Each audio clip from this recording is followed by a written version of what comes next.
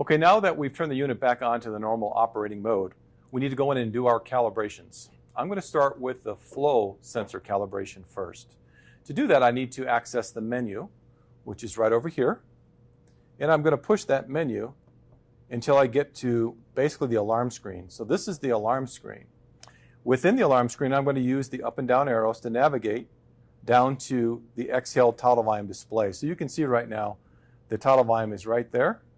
And I'm going to navigate over into the middle position. So by hitting the enter key, it highlights the first parameter if I wanted to adjust it. By pushing it again, it goes to the middle. And then to do the calibration, I use the arrow up. And it says, do you really want to do the flow sensor calibration? And I'm going to confirm I want to do the calibration. And I want to make sure that the end of the circuit is occluded, either with your hand or a gloved hand or the cap here. So right now it's in the process of doing the exhalation calibration. This takes probably about a minute. Initially you don't hear much flow, but eventually you'll hear the flow ramp up.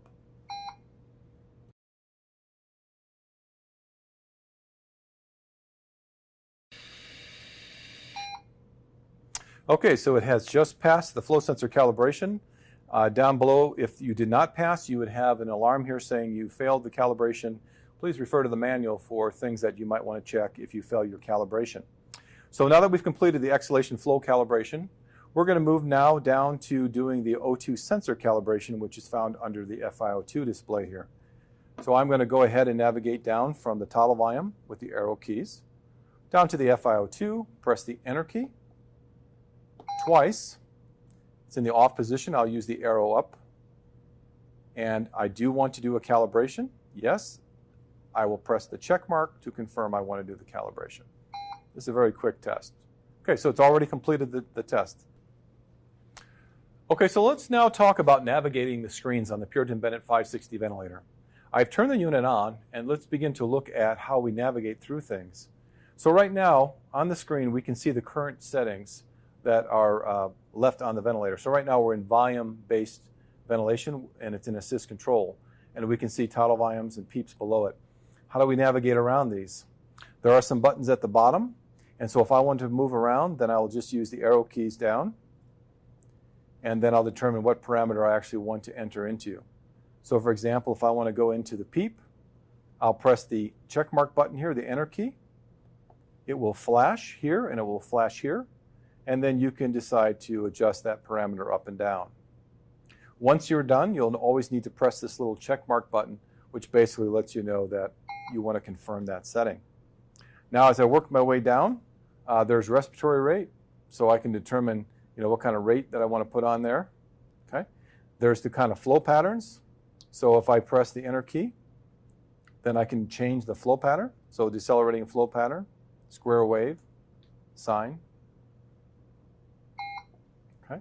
So that's the way I'm going to work my way around these screens. And so I'm going to continue to work my way down. And as I work through these screens, if I ever want to turn something on, I'm always going to just go ahead, press the check mark button, and then the arrow up or down to determine whether or not I want to have a particular feature set turned on. Okay? And I'm going to leave that one off. Once I'm done with the primary screen for the mode that I'm in, at the very bottom there's a Preferences button. So I'm going to move down to the Preferences button, and I'm going to press Accept. And then here's all of the preferences that you can do for a particular mode of ventilation. So I'm going to go up to the top here, the backlit button. So I do want it backlit, okay, so I'm going to leave that there. The contrast, I can change how bright the screen actually is. I'm going to leave that there. Alarm volume, you can determine how loud you want the volume. So once again, I press the check mark button to get in there, and I can adjust how loud that volume is. You can determine the key sounds as well. Okay. You can go to apnea alarm and make sure if you want apnea alarm on or off, and of course I'll leave it as yes. Disconnect time. So how long do you want it to last for a disconnect? So I'll press the check mark button, and then I may want to adjust that. Okay. Then I'll press accept. Do you want to show waveform displays? Yes, I want to show the waveform displays. Do I have a pediatric circuit? So if you were using this on a pediatric patient, you'd want to go ahead and check mark this, and then it kind of looks at how much volume is lost in the circuit. And then there are some other options for ventilator reports. You can actually send out some ventilator reports out the back. We've kind of talked about that earlier in terms of being able to get reports about patients in the back. Once I'm done with this secondary preference screen, I can go down to back to ventilation and then press accept. So I've kind of set up the primary things associated with this initial screen in terms of the display screen. Now, what I'm going to do is I'm going to change the mode of ventilation, just to get an example there. So I'm going to go ahead and hit enter. I'm going to change to, let's say, pressure control. Okay. I'm going to press the check mark button to accept it. Okay. Okay, so now I've changed the mode over to pressure control ventilation, and I want to talk a little bit about the strategy and convention of the pressures between the PEEP and the instory pressure.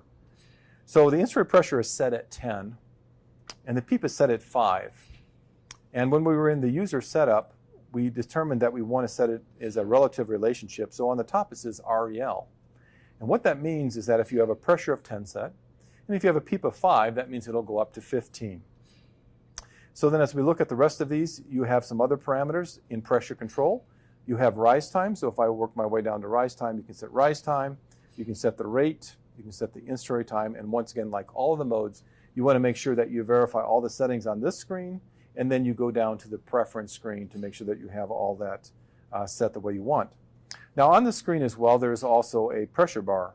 So you can see the pressure rise up. It starts from the PEEP, and it comes up to the peak pressure, and there's a little line there. It may be hard to see that. You also have on this screen a number of patient parameters, so you can tell what is the volumes both inspired and expired. You can see the minute volume, you can see the total respiratory rate, the I ratio, and then the FiO2. There's also a little indicator up on top here. It means that you're using an exhalation valve, an active exhalation valve with a dual limb circuit.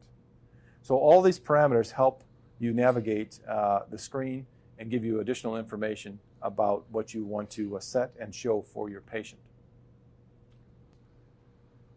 Okay, now I want to talk a little bit more about the alarms. As mentioned before, there is the ability to adjust the alarms, both low and high, depending upon the mode of ventilation that you're in.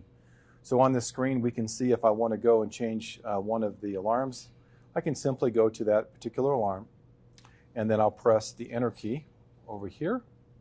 It highlights the minimum parameter, and then I can adjust it with the arrows up and down. And then finally, I want to press the check mark or enter key to accept that setting. It goes to the high one, and then I'll press accept there as well. Now you can see the actual patient value in the middle, and so that'll help guides where to set obviously your low and your high alarm settings on there. You also have some additional information on the right-hand side, and you also have a display of the last alarm that occurred, so that will always stay there. Okay?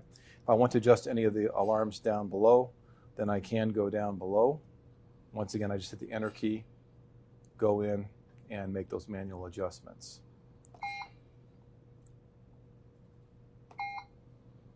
Okay, and then there's a respiratory rate one, and as well as an FiO2 one. So at this point, I want to spend a little bit more time on this area up in here. So this is the alarm control button. And when an alarm goes off, you'll see a visual indication here. And you can also silence the alarm. But I want to point out a couple of things about this and this particular alarm. First off, I can't pre-silence the alarm. Okay. I also cannot clear the screen of this last alarm here. So even though you push this button, it will not clear that screen. A medium tone alarm is a 3-tone sound, and a high priority alarm is a 5-tone sound. I'm going to kind of simulate a couple of those as we kind of work our way through some of these alarms. So first off, I'm going to go ahead and unplug it. Okay, so we can see that there is an alarm that's flashing down below, and it's the AC power alarm, and there's a light up here that's lit. Now, this ventilator is intended to be used as a transport as well, so I can actually push this, and I get this alarm silence. And once again, alarm silence will last 60 seconds, but in the particular case of the going on battery power, if I want to push it twice, it moves it from that position over to here, where now it's basically silenced long term, and it won't come back on. So I've lost my visual indicators as well as my audio indicators. I'm going to go ahead and plug this back in the back.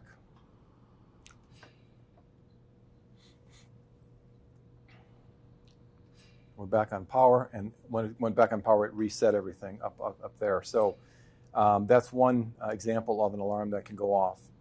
I'm going to give you another example if I were to disconnect the circuit.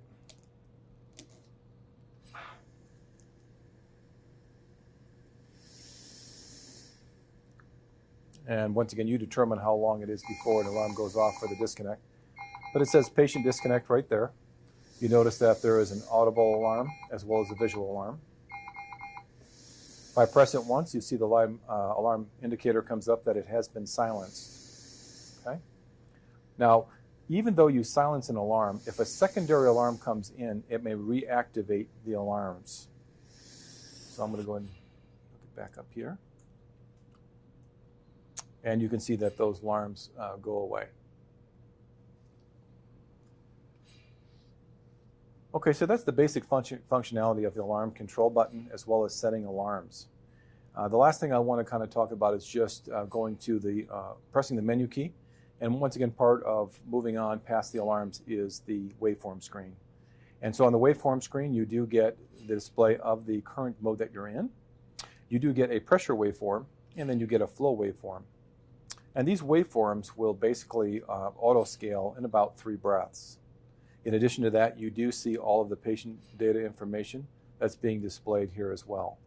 So there are basically 3 screens, and when you work your way through the normal menu, that is the primary settings screen, the alarm screen, and finally, the waveform screen. One more thing I wanted to mention about the displays here on this initial screen is you can tell when the patient is actually triggering or not. If I look at the eye ratio area, just to the right of it, if I see a dot there, that means the patient is actually triggering. So we're going to kind of show what that looks like if a patient began to trigger so you can see that little dot. And there it is right there. So that's what it looks like when a patient is actually triggering a breath. I want to talk to you now about turning the machine off. Now that we have the machine on, there are certain ways that you put it in standby versus turning the machine off. To put the machine in standby, what I'm going to do is push this button right here, and it says right on the screen, hold for 3 seconds, and then push it again to confirm. And now it's on standby. That's how you put it on standby. Now, if I want to take it out of standby, I just push the button again, and then it will start ventilating. Now, what I can't do is I can't just switch it off on the back. Watch what happens when I try to switch it off on the back. So if it's actually ventilating, and I haven't put it in a standby function, if I try to turn it off, you get that sound, and you get that screen. So I'm going to turn it back on.